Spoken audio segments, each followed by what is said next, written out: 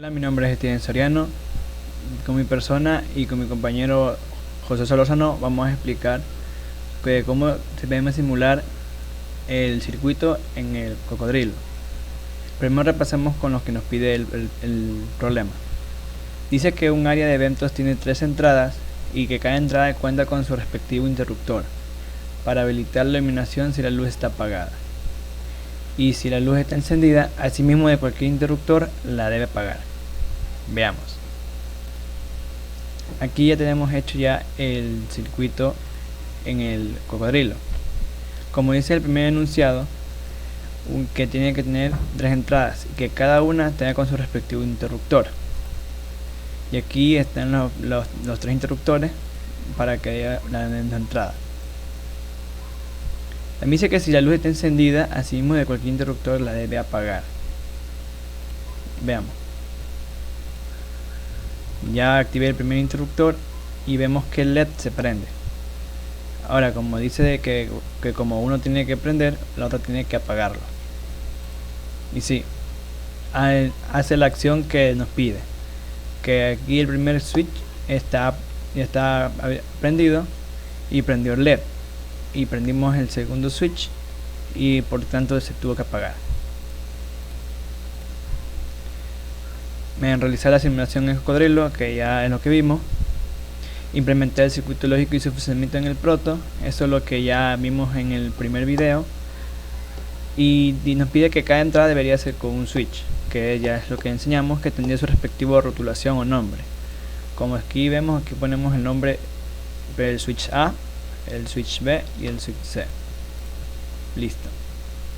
La salida será representada por medio de un diodo LED de cualquier color menos el rojo. Y como vieron en anterioridad, el LED es de color amarillo. Ahora, ¿por qué da esa acción de que cuando ponemos un switch, el LED prende? Pues aquí, como vemos en el voltaje tenemos 6 voltios y tenemos una carga positiva y pasa por todos los switches y traspasa la corriente en el primero y después va a la compuerta SNOR, que para un circuito integrado en la parte física sería un circuito integrado de 704-86, y en la tabla de verdad del SNOR trata de que con que por lo menos tenga uno alto, ya en la salida sería 1. Y como vemos aquí, sí, la salida nos representa con 1. Luego va conectado contra una AND, que un circuito integrado sería el 6408. Pero antes de eso tenemos que ver que abajo tenemos a una compuerta NOT, que un circuito integrado sería el 7404. Como hace una NOT, lo que hace es negar la entrada para que se haga lo inverso de la salida. Como vemos que en la entrada tenemos una carga negativa o un 0 que está apagado, y la NOT, como la niega, sale la salida positiva. Y como vimos entre la NAND, lo que en la tabla de verdad nos indica de que solo nos da la salida alta cuando las 2 entradas estén en alta, que eso es lo que estamos viendo en las entradas, que las 2 están en altas y por eso su salida es alta. Vamos hasta la compuerta NOR, que en un circuito integrado sería la 6432. Pero bien, repasemos con anterioridad de cómo nos sale en la segunda entrada, que sería un 0. Pues otra vez retrocedemos aquí a la compuerta NOT, que ya expliqué la anterioridad de que nos niega. Aquí está en alto y por no niega es un 0. Y aquí también lo pasa lo mismo, pero la entrada es negada, ya que la corriente no llega hasta esta compuerta. Igualmente la carga se da positiva. Y aquí entra en otra NAND, y como dije con anterioridad, la NAND solo da la salida positiva o alta cuando las 2 entradas estén en alta, y la primera entrada, como está en 0, su salida será 0. Acá también, viendo el switch de la dirección de un salto y la unión, sigue llega la corriente. y por lo tanto sale alta. Pero como aquí está negada, entonces la salida será negativa. Y después pasa por una compuerta OR que en sí las dos entradas están negadas, por lo tanto la salida sale 0.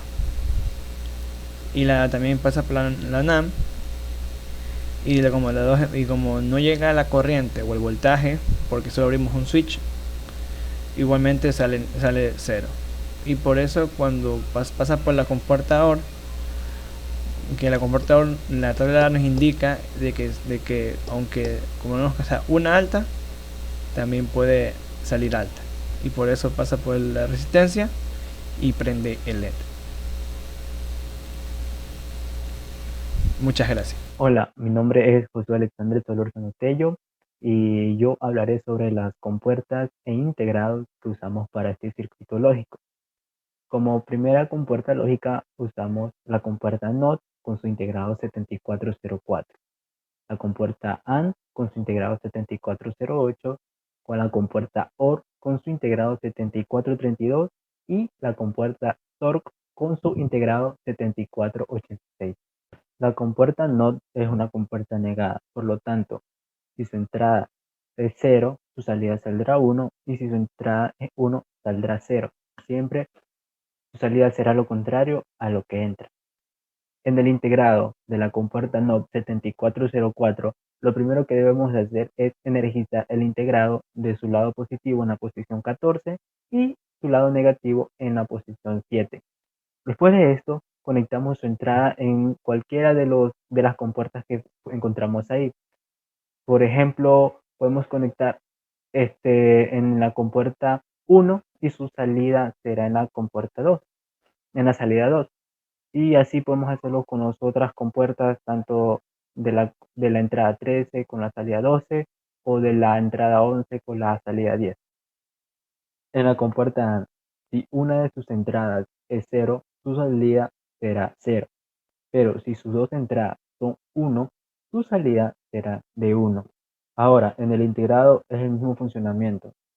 Se energiza el lado positivo en la posición 14 y su lado negativo en la posición 7.